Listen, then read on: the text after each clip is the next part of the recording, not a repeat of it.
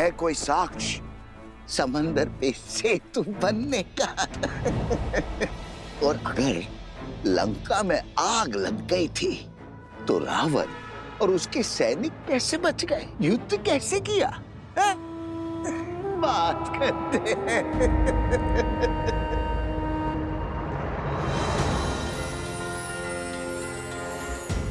प्रभु श्री राम के यश को घटाने का प्रयास करने वाले पापी, तेरा शीश इस धड़ पे रहने के योग्य नहीं है।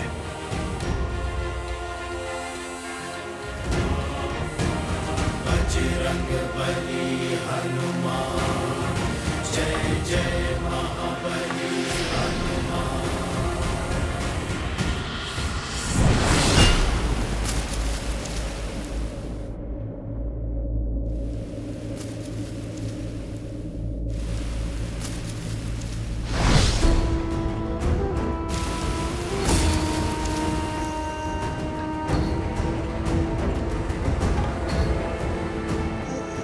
बचाओ, ये वानर मुझे मार रहा है। अरे बचाओ, बचाओ, ये वानर मुझे मार रहा है। ये कैसा दुस्साहस है? ऐसे किसी को कैसे मार सकता है ये वानर? अयोध्या वासियों, देखो भैया, देखो किस निर्दयता से ये वानर मुझे मार रहा है। बचाओ, रक्षा करो अयोध्या वासियों। ना कोई तुझे बचा पाएगा और ना तू यहां से भाग सकेगा। प्रभु श्री राम की निंदा करने वाले, इस हनुमान से बच के तू कहां जाएगा?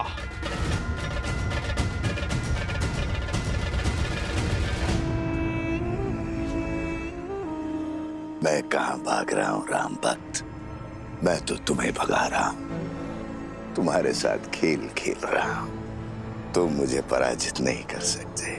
तुम जितनी बार भी मेरा सर धड़ से अलग करोगे, उतनी बार वहां एक नया सर उत्पन्न होगा।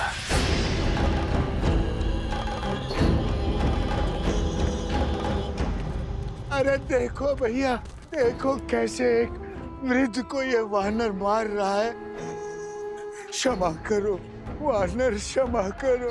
देखो इस निर्बल बुड्ढे पर इस वानर को दया नहीं आ रही है। क्षमा करो, इस वृद्ध पे दया करो वानर। ये अन्याय है। श्री राम का भक्त और मित्र है, इसका अर्थ ये नहीं है कि अयोध्या की जनता पर आघात करेगा। ले चलो इस उद्दंडी को महाराज के पास, अब वही इसका न्याय करेंगे। ले चलो इसे, वही करेंगे न्याय। ले चलो इसे, वही करेंगे न्याय। इस आसुरी शक्ति की उलझन तो प्रभु ही सुलझाएंगे। जैसी आप सबकी इच्छा। चलो दिखाएंगे श्री राम को हनुमान का सत्य, और इस बेचारे को भी। अरे ये कहां चला गया? प्राण किसे प्रिय नहीं है, जरूर वो दुखियारा भाग गया होगा। पर हनुमान को नहीं जाने देंगे। हाँ चलो, ले चलो। बहुत उत्पात मचा चुका है ये वानर, लेके चलो इसे राज्यसभा में। अब श्री राम ही इसका न्याय करेंगे। तो फिर विलंब किस बात का? चलो। ले चलो इसे, वही करेंगे न्याय। महर्षि पराशर के कथन को गंभीरता से लेना होगा, हमें सावधान रहना होगा कि प्रजा को कोई त्रास, कोई असंतोष ना हो जाए।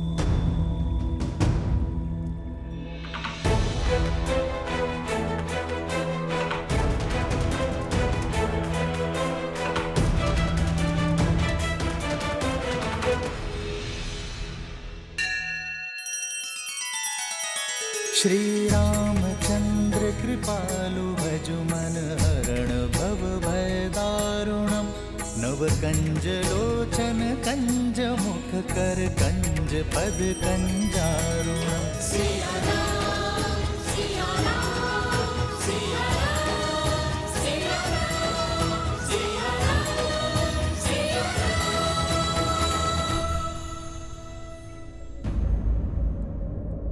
क्या हुआ? हनुमान को पकड़कर क्यों लाया गया है? प्रभु, इस वानर ने हम सभी को भयभीत कर रखा है। यही नहीं, इसके दूसरे साथी रावण से आपके युद्ध की असत्य कथाएं बता रहे हैं। असंभव। वानर भैया के विषय में ऐसा कुछ भी असत्य कह नहीं सकते। क्षमा चाहता हूं राजकुमार, लेकिन बड़े कुटिल हैं ये वानर और दुष्ट भी। आज इस हनुमान ने उस वृद्ध व्यक्ति के प्राण लेने का प्रयास किया। न्याय कीजिए श्री राम।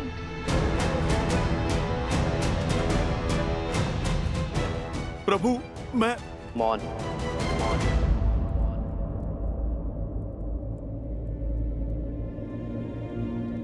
ये राम अपनी प्रजा को कभी निराश नहीं करेगा, किंतु हनुमान मेरे मित्र वानरराज सुग्रीव की प्रजा है। उसका न्याय, उसे दंड देने का अधिकार केवल मेरे मित्र वानरराज सुग्रीव को है। अयोध्या वासियों, वानरों की ओर से यदि किसी को भी असुविधा हुई हो तो मैं क्षमा चाहता हूं। मैं वचन देता हूं कि कोई भी वानर अयोध्या के किसी भी वासी को कोई क्षति नहीं पहुंचाएगा और हनुमान को किष्किंधा के नियमानुसार दंड दिया जाएगा। प्रणाम अयोध्यापति।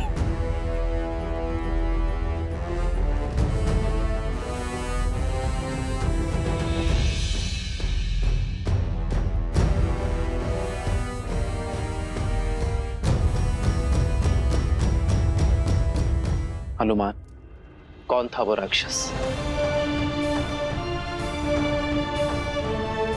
प्रभु, आपको कैसे पता चला? क्योंकि मैं जानता हूं कि मेरा हनुमान कभी किसी निर्दोष नागरिक को पीड़ा पहुंचा ही नहीं सकता। मुझे पूरी बात बताओ हनुमान। प्रभु, मुझे सूचना मिली कि कोई नगर में असत्य निंदा कर रहा है। एक सर कटा तो दूसरा उत्पन्न हो गया। अवश्य ही कोई आसुरी शक्ति है वो। जो विपदा आने वाली है उसके अस्त्र तलवार या भाले नहीं, असत्य, लोकवाद, झूठी निंदा, ये सब उसके अस्त्र हैं। महर्षि पराशर का कथन उचित था। यह असुरी माया अवश्य ही किसी घोर संकट का कारण बनेगी।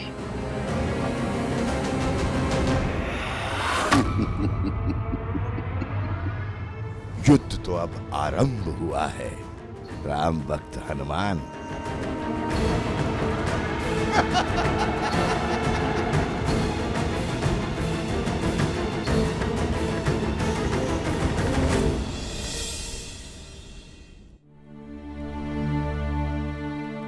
एक सर कटा तो दूसरा उत्पन्न हो गया। अवश्य ही कोई आसुरी शक्ति है वो।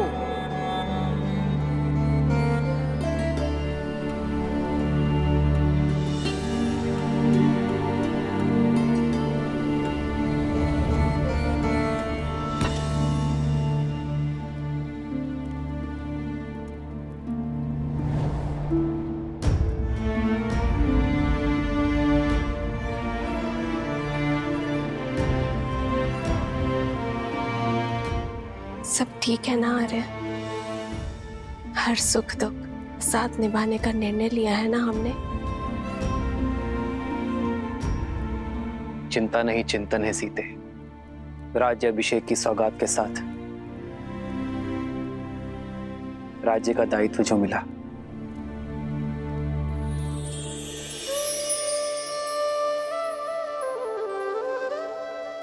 दायित्व तो आपने बिना राजपाट के भी निभाया है आर्य। संसार के हित के लिए संघर्ष किया। जो रावण के नाम की समस्या को समूल निस्तरण कर सकते हैं, वो मेरे राम अयोध्या को भी तार देंगे।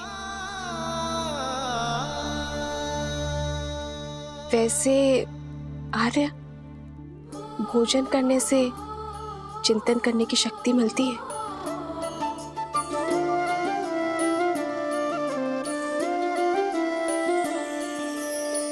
जन्म जन्म का है ये संगम, राम रतन सीता वैभव धन।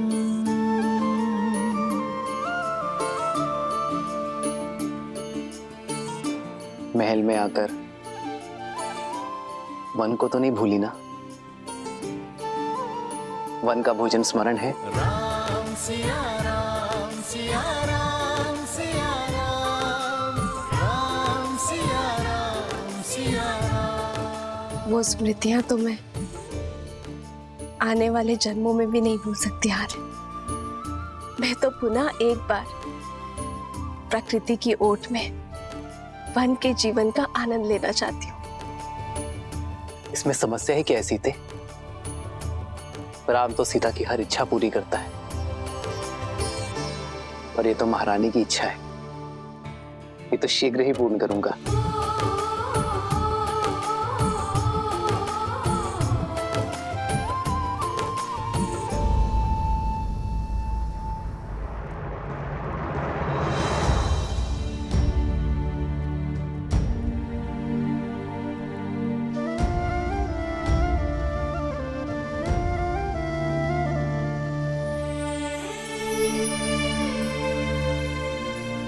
अरे सीते,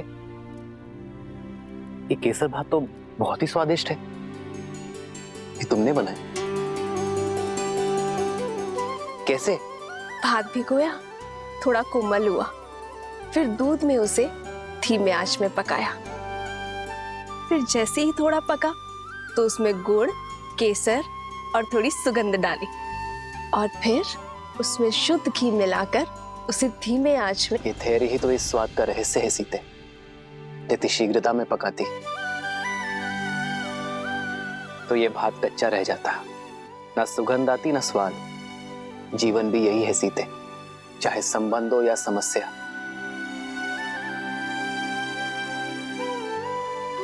समय की आज के साथ ही इसे समझा जाता है और सुलझाया भी जाता है।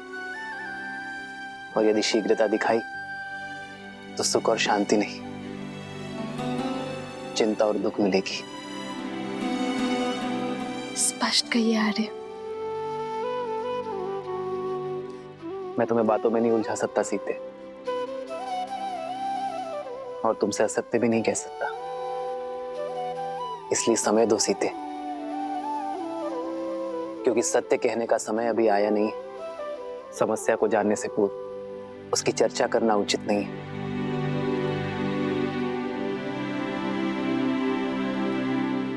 तो फिर मैं आपसे वो प्रश्न पूछती हूँ जिसका उत्तर देने में आपको सरलता हो। तो बताइए, महाभोज में हनुमान और वानर सेना के लिए क्या भोजन बनाऊं जिससे वो संतुष्ट हो? ये तो पहले से भी कठिन प्रश्न है सीते। इस प्रश्न का उत्तर ना नर दे सकते हैं ना नारायण, और चिंतन भी समय के साथ इसे सुलझा नहीं सकता।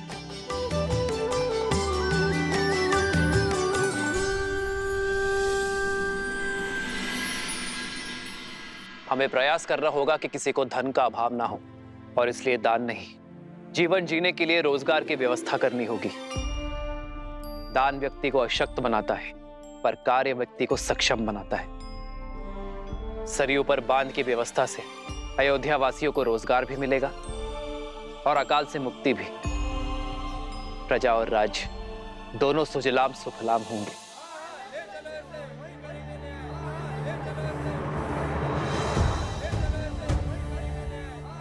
ये कोलाहल कैसा?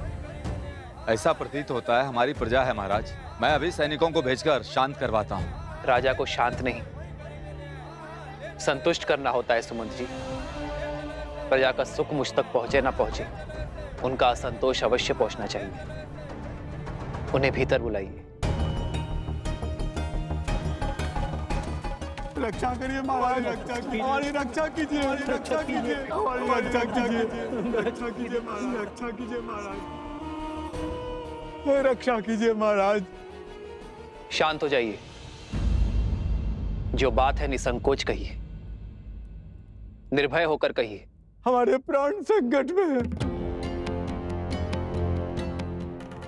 रक्षा कीजिए महाराज, हमारी रक्षा कीजिए महाराज। हमारी रक्षा कीजिए। पश्चिम की ओर से राक्षसों ने हमारे ऊपर आक्रमण कर दिया और हमारे अनेकों भाइयों को उन्होंने मार डाला। हमारा धन दान सब कुछ लूट लिया उन्होंने।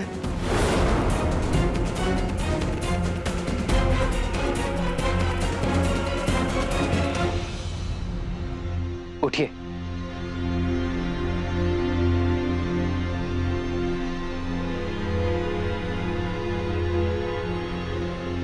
कौन है ये राक्षस? क्या नाम है उसका?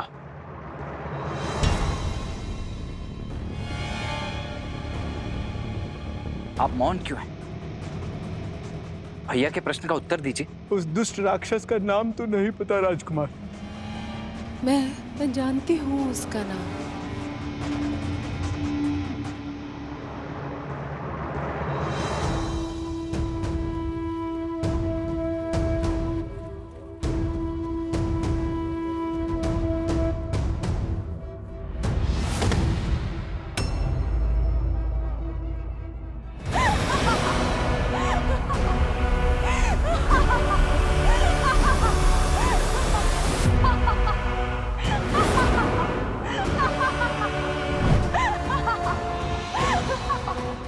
सूर्पनखा। रुक जाओ लक्ष्मण। मेरे मामा भस्कर्ण ने मचाया है ये हाहाकार तुम्हारे राज्य में राम। वो भास्कर्ण जो संपूर्ण राक्षस कुल का प्रतिशोध लेंगे, हमारे खोए हुए मान सम्मान को लौटाएंगे। है बल तो आओ और लड़ो उनसे, बचा लो अपनी इस अयोध्या को।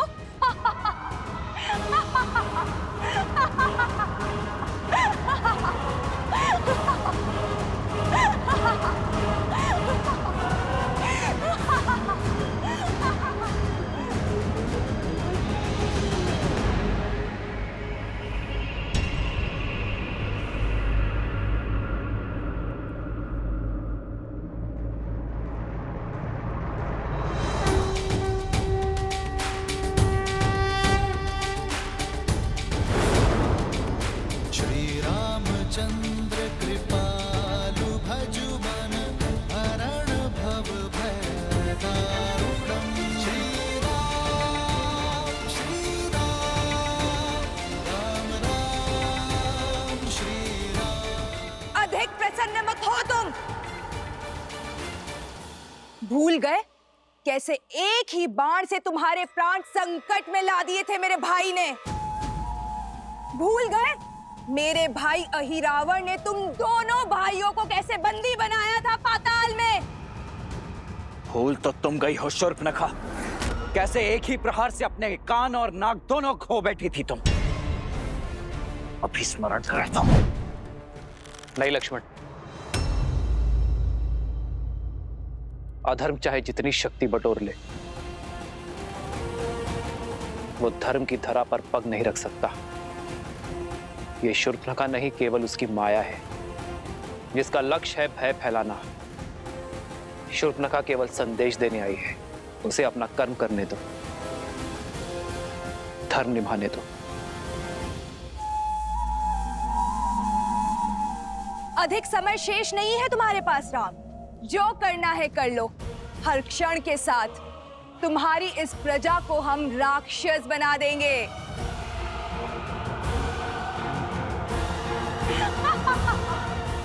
तुम्हारा कार्य पूर्ण हुआ शूर्पनखा।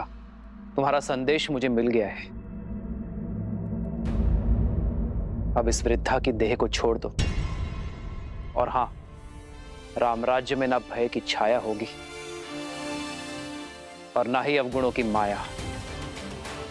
जाकर कह देना भास्कर्ण से, मैं स्वयं अपनी सेना लेकर आऊंगा, और यदि उसके छल में बल है तो वो मेरे निर्दोष अयोध्या वासियों को और हानि नहीं पहुंचाएगा।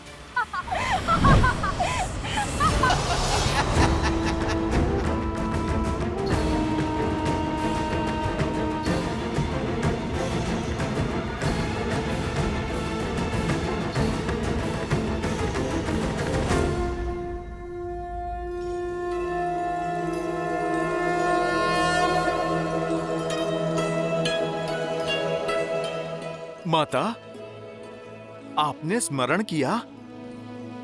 सब ठीक तो है ना माता? क्या किसी ने आपको सताने का दुस्साहस तो नहीं किया?